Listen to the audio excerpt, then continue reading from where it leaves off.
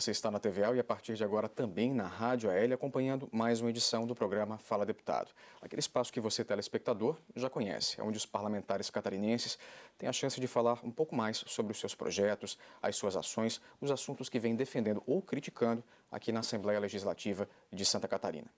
No programa de hoje, eu recebo a visita do deputado Marcos Vieira, do PSDB, ele que retorna à Assembleia para o seu terceiro mandato. Tudo bem, deputado? Prazer recebê-lo aqui. Tudo bem, Jucinei, quero lhe cumprimentar, mas cumprimentar sobretudo as senhoras e senhores telespectadores da TVL, bem como também as senhoras e senhores ouvintes da Rádio Digital Alesc. Mas estou à sua disposição, por gentileza. Deputado, terceiro mandato e o senhor retorna à Assembleia Legislativa na condição de presidente de uma das comissões de maior peso aqui na Casa, Comissão de Finanças e Tributação, que esse ano provavelmente vai ter muito trabalho pela frente diante da possibilidade de envio de projetos aqui para a Assembleia Legislativa. Um desafio que se renova, eu imagino. Com certeza absoluta. Desde o primeiro mandato, que se iniciou em fevereiro de 2007, eu tenho me pautado no estudo aprofundado de todos os projetos de lei que tramitam nesta Casa. Sejam eles de origem do Executivo, do Judiciário e demais órgãos do Poder Executivo do Estado de Santa Catarina, bem como da própria Assembleia Legislativa.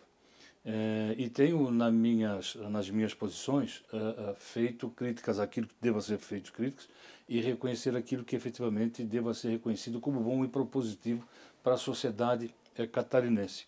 E eu mesmo tenho feito muitos projetos de lei de interesse da sociedade catarinense, alguns deles aprovados por unanimidade desta Casa, que já viraram leis.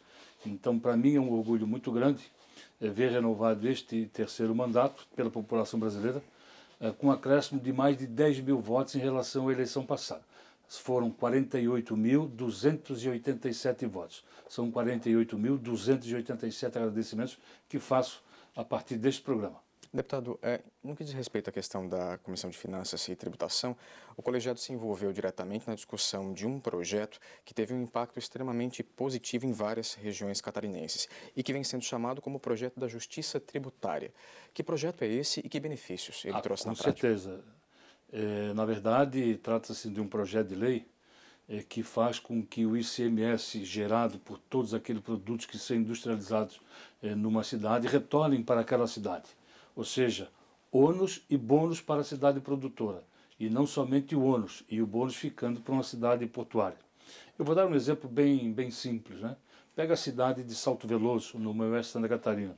Lá está instalada uma unidade agroindustrial que fabrica hambúrguer para o mundo inteiro.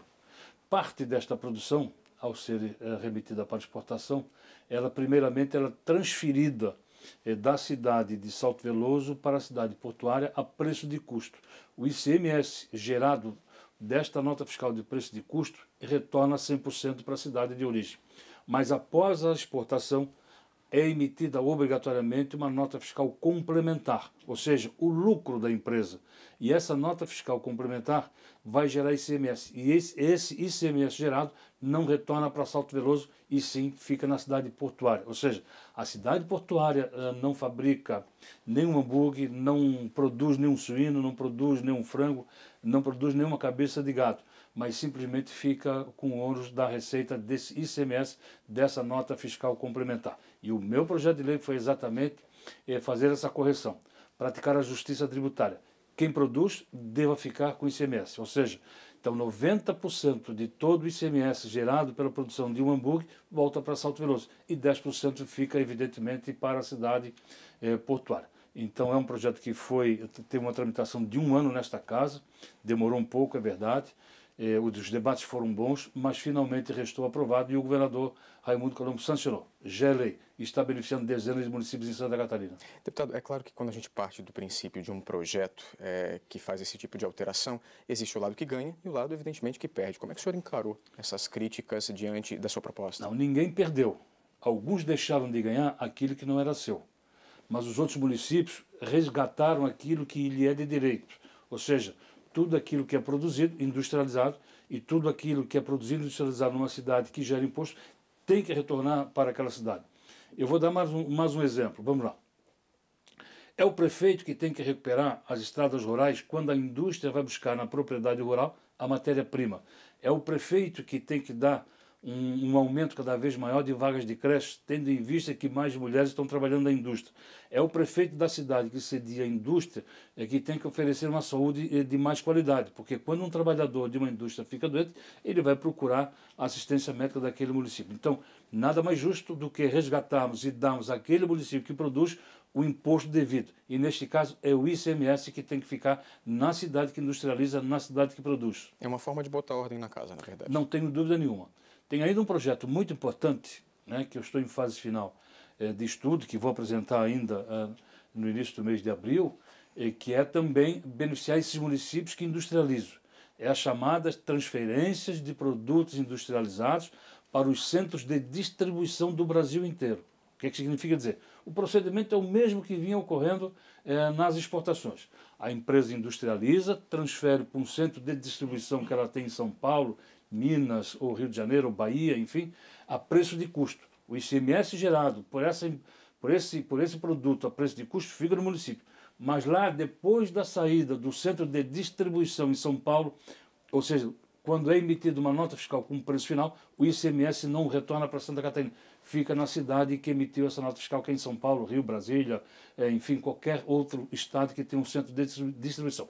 O meu projeto vai resgatar isso, ou seja, mesmo que a empresa emita a nota fiscal de preço de custo, depois, ao emitir a nota fiscal complementar, o ICMS também tem que retornar para Santa Catarina, mas mais especialmente para o município que produziu aquela mercadoria ou aquele produto. Todas essas iniciativas, deputado, vêm no sentido provavelmente de fomentar cada vez mais a produção catarinense e de fortalecer a economia do Estado. E o senhor tem colocado isso com muita insistência nos seus recentes discursos, no que diz respeito ao peso que Santa Catarina tem economicamente diante dos demais estados brasileiros. Não tenho dúvida nenhuma. Santa Catarina é um estado pequeno territorialmente e populacionalmente.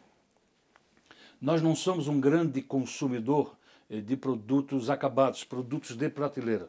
Como é São Paulo, em razão do seu gigantismo, como é Rio de Janeiro, Minas Gerais, a própria Bahia, Rio Grande do Sul, Paraná. Nós não somos um grande consumidor brasileiro de produtos acabados de prateleira, mas somos um grande consumidor de produtos, de insumos, que vêm suprir a nossa indústria, a nossa agroindústria, enfim, todos os setores da economia catarinense. Aqui se produz muito, aqui se exporta muito, aqui manda muito produto para o mercado nacional. Por isso é que nós temos que tomar todo o cuidado possível para que todo o imposto gerado de tudo que Santa Catarina produz fique em Santa Catarina. E esse segundo projeto não só vai beneficiar os municípios de Santa Catarina que produzem, mas também, sobretudo, o próprio Estado, pois quando o produto é industrializado e remetido para um centro de distribuição num outro estado, é feito pelo preço de custo. O ICMS fica aqui. E a nota complementar do lucro, ou seja, fica no Estado. Não retorna para Santa Catarina, para o Poder Executivo como um todo e nem para os municípios. Por isso que o Estado de Santa Catarina tem dado cada vez mais a sua contribuição para o Brasil. E nós precisamos ter de retorno aquilo que nós produzimos, o ICMS gerado em razão daquilo que nós produzimos aqui em Santa Catarina. Essa contrapartida, no caso do governo federal, ou a ausência da contrapartida, também tem sido motivo de críticas suas recentemente na tribuna do plenário, e inclusive nos seminários, congressos, encontros dos quais o senhor participa. Como é que o senhor avalia o cenário econômico brasileiro hoje, com as medidas recentemente adotadas? Infelizmente, péssimos, né? Para você ter uma ideia, nos últimos 12, 14 anos, a carne subiu 509% no Brasil. A batata subiu 529% no Brasil. O quanto subiu a gasolina nos últimos 12 meses? O quanto subiu a energia elétrica nos últimos 12 meses? Ora, no início do ano passado, a presidente Dilma dizia que o país estava em mil maravilhas. Inflação controlada, preços controlados, né, situação econômica privilegiada. E o que se viu depois da eleição foi exatamente o contrário. Ou seja, a nossa inflação no mês de março vai estar chegando aos patamares de igualdade de condições do primeiro ano do mandato Lula, ou seja, de março de 2003. Isso é muito ruim. Ou seja, fazia-se uma previsão para este ano de 2015 de cerca de 4,5% de inflação neste ano. Nos 3 primeiros meses de 2015, nós já estamos chegando ao patamar de 8%. E eu pergunto, dezembro de 2015, nós vamos chegar em que patamar? Então o Brasil, hoje, vive um momento muito delicado, tanto politicamente quanto economicamente. Precisamos fazer as reformas estruturantes que, infelizmente, têm sido engavetadas pelo governo dos partidos trabalhadores. Ou seja, reforma econômica, reforma tributária, reforma previdenciária, reforma política e o novo Pacto Federativo, que tanto se fala, mas que, infelizmente, não se tira do papel. Então, são questões como essa que nós temos que, dessa vez por todas, fazer com que o brasileiro se envolva, tendo em vista que o próprio Congresso Nacional também não dá o seu exemplo, e o Poder Executivo Nacional, que é o governo federal, também não faz a sua parte, então a população está se envolvendo. Não tenho dúvida de que se o governo federal, se o Congresso Nacional não mudar o Brasil, eu acho que a população é que muda o governo federal e muda o Congresso Nacional. Deputado, todas essas questões que, de certa forma, fragilizam não só a economia, mas também o cenário político brasileiro, acabaram gerando um grande movimento país afora e recentemente tivemos aí uma grande concentração de pessoas nas ruas reclamando, né, se posicionando contrários a algumas medidas já consideradas impopulares do governo federal. Como é que o senhor, participando do PSDB, que é um dos partidos que tem oposição direta ao governo Dilma Rousseff e até em função do cenário eleitoral do ano passado, viu essas manifestações nas ruas?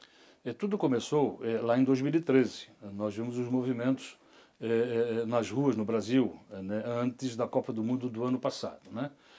Tentou se identificar quais as razões que levaram aquele movimento. Talvez se dizia assim, em razão do centavo, do aumento da passagem de ônibus, ou isso e aquilo.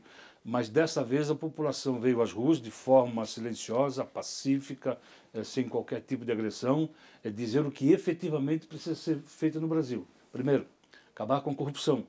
Segundo lugar, o governo federal tem que cortar na própria carne. Não adianta aumentar imposto, não adianta aumentar a taxa da gasolina, da luz, precisa cortar na própria carne, diminuir a quantidade de ministérios, diminuir a quantidade de cargos comissionados. Para você ter uma ideia, só nas empresas públicas tem mais de 500 mil cargos comissionados no Brasil inteiro. Isso é demais, é exagerado. A população não aguenta mais pagar essa conta tão pesada. Essa carga está pesada demais para que o brasileiro possa carregar nos ombros. Então, o governo federal tem que dar a sua própria contribuição. O Congresso Nacional também tem que contribuir. E aí sim, o povo tem que ser chamado depois para contribuir a resolver esse grande e grave problema que é a crise econômica, a crise política no Brasil que está instalada. Que, infelizmente, em um ano, nós não vamos sair desse período de recessão no Brasil, que já está batendo às nossas portas. Eu mesmo tenho sentido na pele. E olha que eu ganho razoavelmente bem. Imagina um trabalhador que vive de salário mínimo, um pouco mais de salário mínimo. Esse, então, nem se fala. Deputado, o senhor citou agora a questão da corrupção, né? Que é uma questão que está muito pontuada nos noticiários país afora, em função de tudo aquilo que se revelou em termos de improbidade administrativa. O presidente Dilma Rousseff encaminhou agora um pacote anticorrupção. O senhor acha que essas medidas são suficientemente moralizadoras para acabar com esse cenário que nós temos hoje? É um começo? Como é que o senhor avalia essa questão?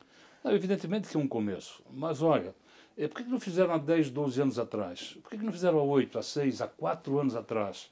Só foram tomar essas providências depois que, efetivamente, o caso da Petrobras foi notícia no mundo inteiro. A questão agora que está saindo aí do fundo de pensão dos Correios Postais, mais de 4 bilhões de reais de furo, né? Ou seja, o empregado do Correio está sendo chamado a cobrir esse furo. A questão do BNDES que está aí por estourar, enfim. Né? E mais ainda, o que é para mim no meu entendimento mais grave, o tesoureiro do Partido dos Trabalhadores, né, virou réu no processo da corrupção da Petrobras. E o Partido dos Trabalhadores reafirma em nota oficial que não é verdade isso. Onde nós chegamos, infelizmente. Deputado, retomando um pouquinho a Assembleia Legislativa, já que fazemos parte de uma conjuntura maior, mas o Estado necessita de atenção, Voltando à Comissão de Finanças, que foi o princípio do nosso debate. Imagino que a Comissão de Finanças, esse ano, deva receber uma série de projetos de extrema importância, especialmente aqueles que, porventura, digam respeito à estruturação ou reestruturação de planos de carreira aqui em Santa Catarina. O governo do estado vem se manifestando no sentido de que o cobertor continua curto, a limitação para novos benefícios continua tão grande quanto nos anos anteriores, e a Comissão de Finanças provavelmente vai ter uma participação muito importante nesse processo, no sentido de equacionar tanto os interesses do governo do estado quanto os interesses do trabalhador. Alguns projetos extremamente importantes vão tramitar na Comissão de Finanças. Um deles é o PPA, o Plano Plurianual, né, que está terminando agora. Nós vamos examinar o PPA para o período 2016-2019, certo? O governo já está elaborando. Tem a LDO, que é a Lei de Diretrizes Orçamentárias, e depois a LOA, que é a Lei Orçamentária Anual, né? E que fixa a receita e despesa do Poder Executivo e demais poderes de órgãos do Estado para o exercício de 2016. Mas tem um outro projeto de lei que é de iniciativa da Comissão de Finanças, que é a regulamentação da emenda constitucional aprovada no ano passado nesta Casa, que trata do orçamento regionalizado impositivo. Isso que é muito importante, né? Até então, nós estamos trabalhando o orçamento regionalizado nas regiões, aceitando as ações que eram escolhidas pelas comunidades, mas com valor ilimitado. Dessa vez não. Dessa vez nós temos que fazer agora um projeto de lei complementar, regulamentando a emenda constitucional aprovada nesta Casa, que trata exatamente do orçamento regionalizado impositivo, ou seja, quais são os critérios que serão adotados para a escolha dessas ações por comunidades. Qual o valor de cada ação dessa que será depois colocado no orçamento do Estado. É um projeto extremamente importante, que é de iniciativa exclusiva da Comissão de Finanças. Portanto, muito trabalho esse ano, sim, na Comissão de Finanças e Tributação desta Casa. Deputado, mais uma vez, muito obrigado pela sua presença aqui. Aguardo o senhor em outras ocasiões. Sei que a gente ainda vai ter muito a conversar nesse ano de 2015, até porque a Comissão de Finanças provavelmente vai ter muito trabalho pela frente. O espaço sempre aberto para o senhor. Muito obrigado, Jusilei. Muito obrigado a todas as senhoras e senhores telespectadores e senhoras e senhores ouvintes da Rádio Digital Alesc. Obrigado, viu? A você de casa, muito obrigado pela companhia. E não esqueça, para rever este e outros bate-papos, basta acessar o site da TVA, que você vê aí no seu vídeo. Por hoje é só, vamos ficando por aqui. Até a próxima.